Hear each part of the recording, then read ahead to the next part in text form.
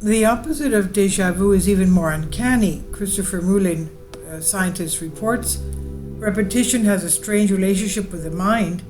Take the experience of déjà vu when we wrongly believe we have experienced a novel situation in the past, leaving us with a spooky sense of pastness.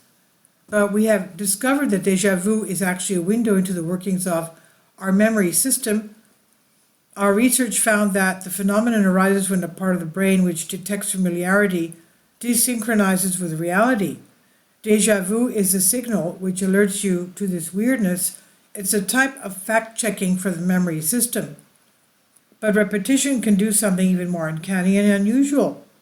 The opposite of déjà vu is jamais vu, that is, we never see it, when something you know to be familiar feels unreal or novel in some way.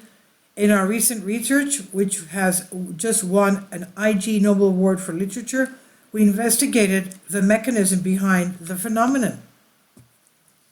Jamais vu may involve looking at a familiar face and finding it suddenly unusual or unknown. Musicians have it momentarily, losing their way in a very familiar passage of music. You may have had it going to a familiar place and becoming disoriented or seeing it with new eyes. It's an experience which is even rarer than déjà vu and perhaps even more unusual and unsettling. When you ask people to describe it in questionnaires about experiences in daily life, they give accounts like, while writing in my exams, I write a word correctly like appetite, but I keep looking at the word over and over again because I have second thoughts that it might be wrong. In daily life, it can be provoked by repetition or staring, but it need not be. One of us, Akira, has had it driving on the motorway, necessitating that he pull over into the hard shoulder to allow his unfamiliarity with the pedals and the steering wheel to reset. Thankfully, in the wild, and that's rare. Simple setup. We don't know much about jamais vu, but we guess it would be pretty easy to induce in the laboratory. If you just ask someone to repeat something over and over, they often find it becomes meaningless and confusing. And this was the basic design of our experiment on jamais vu.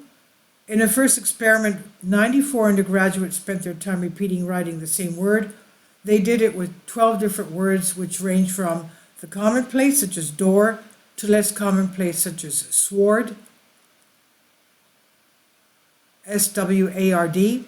We asked participants to copy out the word as quickly as possible, but told them they were allowed to stop and gave them a few reasons why they might stop, including feeling peculiar, being bored, or their hand hurting. Stopping because things began to feel strange was the most common option chosen, with about 70% stopping at least once for feeling something we defined as jamais vu. This usually occurred after about 1 minute, 33 repetitions, and typically for familiar words. In a second experiment, we used the word the, figuring that it was the most common. This time, 55% of the people stopped writing for reasons consistent with our definition of jamais vu, but after 27 repetitions.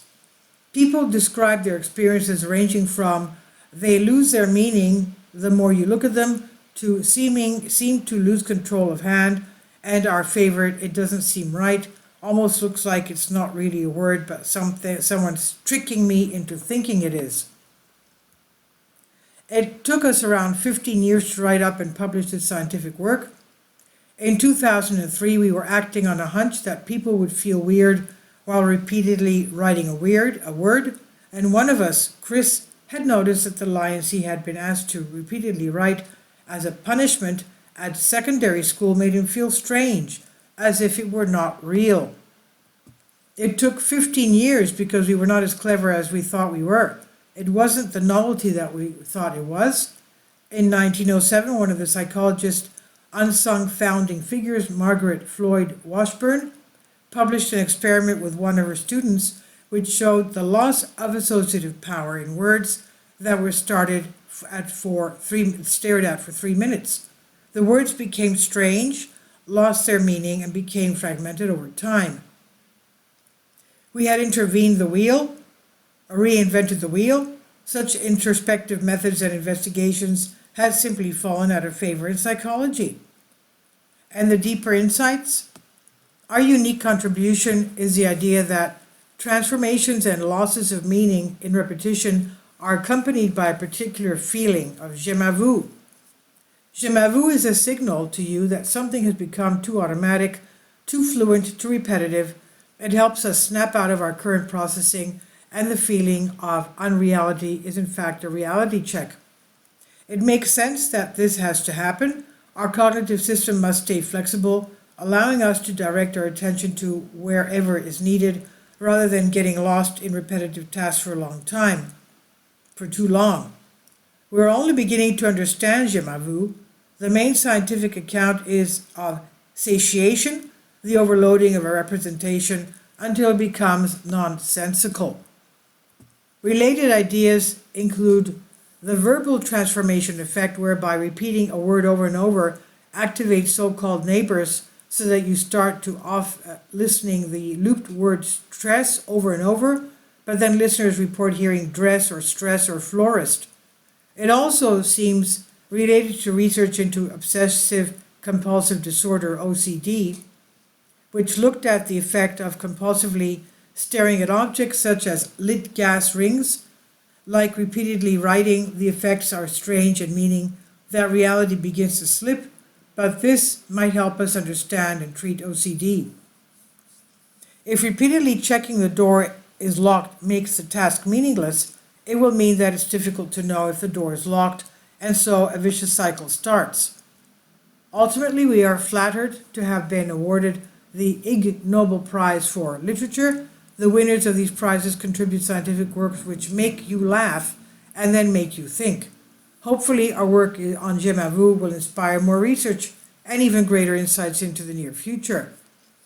And this is on Science Alert from the Conversation under Creative Commons by Akira O'Connor, Senior Lecturer, Psychology, University of St. Andrews, and Christopher Moulin, Professor, Cognitive Neuropsychology, Université of Grenoble, Alps, Switzerland. Please leave your comments, and thank you for your support.